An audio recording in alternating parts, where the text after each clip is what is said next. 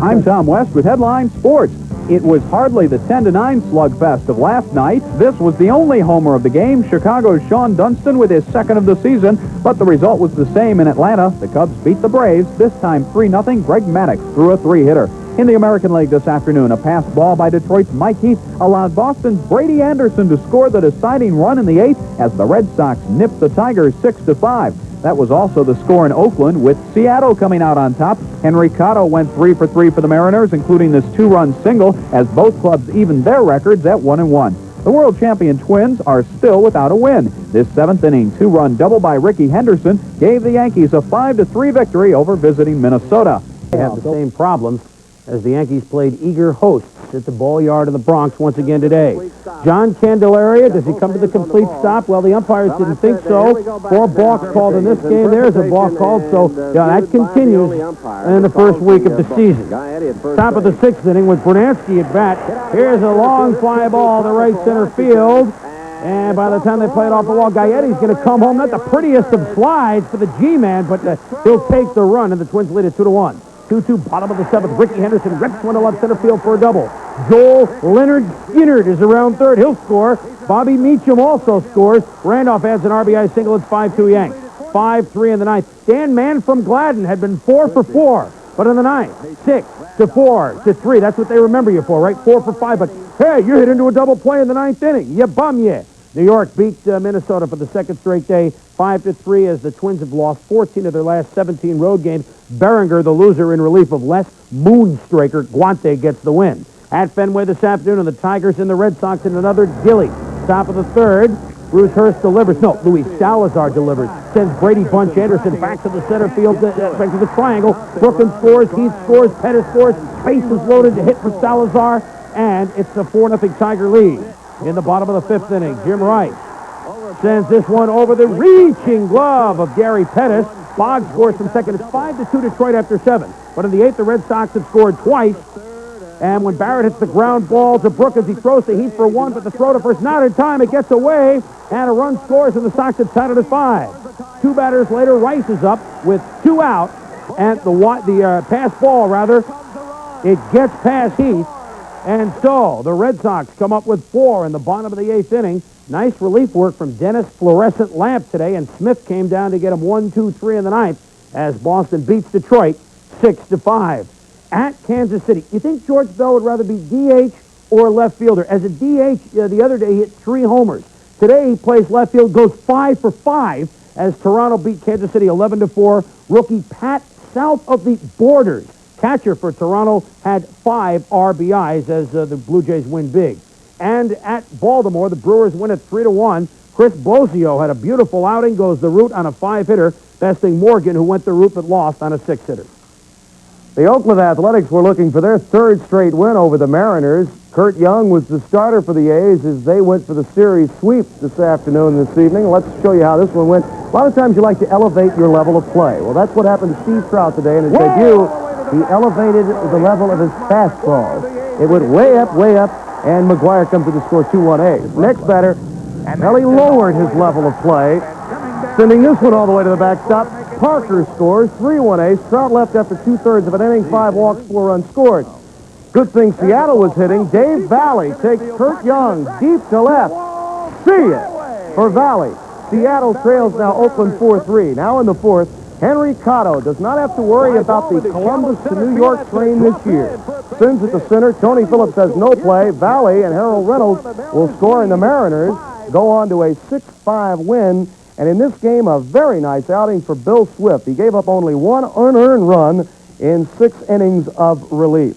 Meanwhile, at Kaminsky Park in Chicago, this game now in the 10th, the Halos and the Chi Sox. Petrie, by the way, 6 shutout innings in his Halo debut. Now, Texas and Cleveland, 5-1, the final score there. Greg Swindell, coming off a disastrous 3-8 87 season that saw him go under the knife because of the torn cartilage that he had in his arm. His first appearance since June, he gets the win 5-1 today over the Rangers. Different every time you go to the park, kind of like this show. That was certainly true in games 1 and 2 this season between the Mets and the Expos in Montreal. Remember the opening game? The Mets had the 6 homers. Well, this time it was the Expos who had their hitting shoes on. This is a shot down the left field line by Hubie Babbling Brooks against Ron Darling. Webster scores. The Expos lead it 2-0. Bottom of the third. Bases are empty. Mitch Devil and Daniel Webster. This guy was 4 for 4 on the day. Watch what happens when Strawberry tries. Yay! Once. And Darrell's going to try. Yay! Twice. Yay! Well, yeah, a triple and an error. Webster 4 for 4 on the night. 7 for 8 during the season so far. Meanwhile, Pascual Roadmap Perez has certainly found his way back.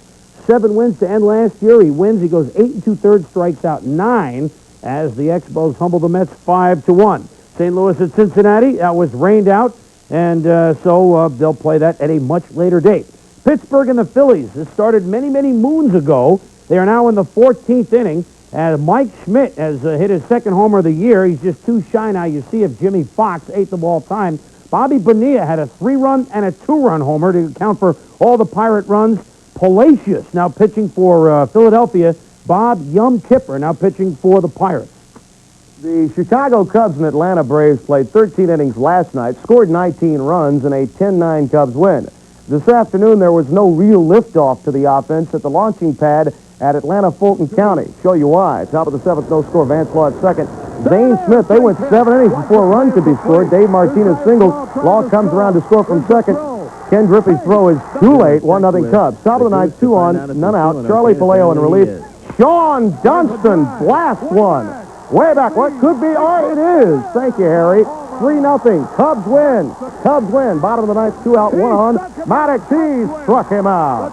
And the Cubs win. The Cubs win. By a final, E said that too. 3-0 the final score. Maddox with the shutout. Candelaria, who got into first inning trouble, but then faced Gene Larkin with 2 men on and got him looking. Candelaria struck out the side in the first. Worked his way out of danger a couple more times, but then with the game tied in the 6th and a man on first, Tom Brunansky clouded one to right center. Washington chasing this one, he won't get it. It went to the base of the wall. Gary Gaetti was in a dead run around third. New York relayed the ball in. Gaetti beat the throw and broke the tie. The Yankees retied it, and then in the 7th put a man on when Twins reliever Juan Berenguer let one get away inside that nicked Gary Ward to put runners at first and second for Ricky Henderson, who had no success at the plate so far, but he changed all of that with one swing. This one sent it to the power alley. The go-ahead run came home easily, and pinch runner Bobby Meacham followed with the eventual run that was the difference when the Yankees made it 2 out of 2 over the defending world champion Twins. Candelaria struck out 7. Cecilio Guante got the win. Dave Righetti his first save. To good old Fenway Park, over 16,000 came on a frosty day to watch the Red Sox and Tigers, and they saw Boston starter Bruce Hurst in hot water in the 3rd. Bases loaded, nobody out. Luis Salazar got into one, drove it to right center. Brady Anderson, playing shallow, went back and watched it sail over his head. While all 3 runners came home, Detroit grabbed a 4-0 lead. Boston got back in the game, trailed 5-4 in the 8th and loaded the bases, and Marty Barrett grounded to Tom Brookins, who went home for 1. Then catcher Mike Heath went for the double play but threw it away. The error let in the tying run. 2 batters later, bases reloaded when Heath made another mistake. His pass ball allowed the go-ahead run to score, and the Red Sox bullpen, combination of Dennis Lamp and Lee Smith, made it hold up when Boston rallied to edge the Tigers. 40-degree weather in Baltimore kept the crowds down when the Orioles took on the Brewers and took a 1-0 lead to the 6th. Then Dale Swaim, the 9th hitter in the Milwaukee order, continued to look like the cleanup man, belting his 2nd homer in 2 games to tie the game. Well, that was new Orioles starter Mike Morgan's first mistake, but later in the inning, 2 more runners reached, and B.J. Sturhoff clubbed one up the alley in left center. 1 run scored, the other turned around third, easily beat the relay, and the Brewers now led 3-1. That was enough for starter Chris Bosio, who outdueled Morgan, didn't walk anybody, recorded 16 ground ball outs. Here's the best one by Jim Gantner, a diving stop, one of his 9 assists on the night, and a good pickup by Greg Brock. All part of the Brewers' 3-1 victory in Baltimore. Fred? Well, the most surprised man in all of baseball had to be Seattle long reliever Billy Swift today. Now, here he is before his Mariners played in Oakland. Steve Trout had gotten 2 outs in the first inning, and maybe Swift is breaking in a new chaw, telling a joke or 2 with the guys down in the bullpen. And then all heck breaks loose on the mound, and Swift is up and throwing in a hurry, and all of a sudden he's in the game. Well, here's why. M's manager Dick Williams watching Trout swimming upstream early. Whoa! The Wild one lets a run in. Trout with 2 of those, 5 walks in a row and a throwing miscue. The miscue's accounting for 3 runs. But Seattle didn't fold. Top 4, Henry Cotto, the newcomer, crunches a Kurt Young offering. It's a singleton. Dave Valley and Harold Reynolds both come in to make it 5 for Seattle. Cotto, a great game. He was 3 for 3. Bottom 5, Bill Swift working to Carney Lansford. A single. RBI. This one ties this up and down affair up at 5 runs apiece. But Seattle will take it in their half of the 6th inning. Ken Phelps lifting a fly ball deep enough to left center field. A sacrifice fly. Ray Quinones tags up and trots home with the eventual winning run. Final score, the M's on top 6-5. The Mariners rally and cash in their first victory of the season. Swift with 6 1/3 innings of 5-hit ball. 1 earned run for his first big league win in 2 years. In Kansas City, the Blue Jays taking on the Royals. Toronto big in this one. Pat Borders, he's the catcher, the young guy who will play against the left-handers. 4 RBI in his first major league game. He was playing Class A ball last year. In Chicago, the Angels taking on the White Sox in a tight one at Chicago. And at Arlington, the Indians and the Rangers get together. The Indians win it by a final count of 5-1. Well, now to the National League, and an excuse that, I'm telling you, takes the cake. Listen to this. After the Mets used 6 homers to pulverize the Expos in Montreal Monday, several of the Expos blamed it on the air conditioner blowers in the power alleys. Gee, they must have turned the AC off when Montreal came to bat because they only hit 1 homer.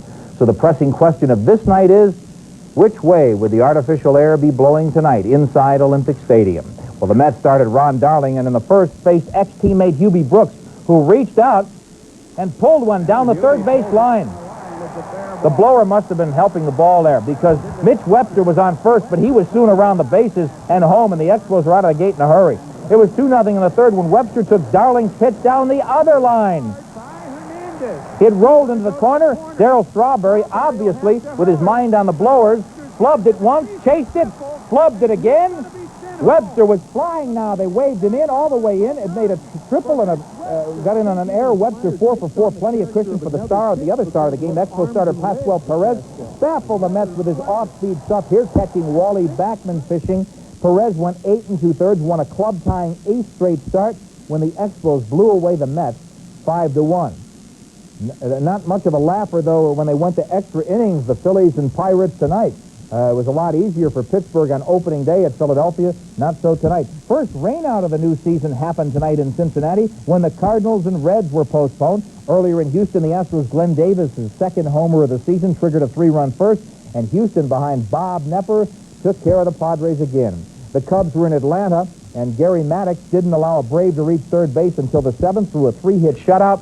And the Chicago stepped all over first and then Milwaukee second when Greg Brock sent a soft liner over short. Well, almost over because Cal Ripken Jr. was there to turn it into an out. In the 7th, brother Billy Ripken at second base drew a beat on Jim Gatner's soft liner, stretched out and made the grab. First Cal, then Billy, and watching it all, Papa Ripken, who doesn't play favorites. It was just all in the family on this Play of the Day.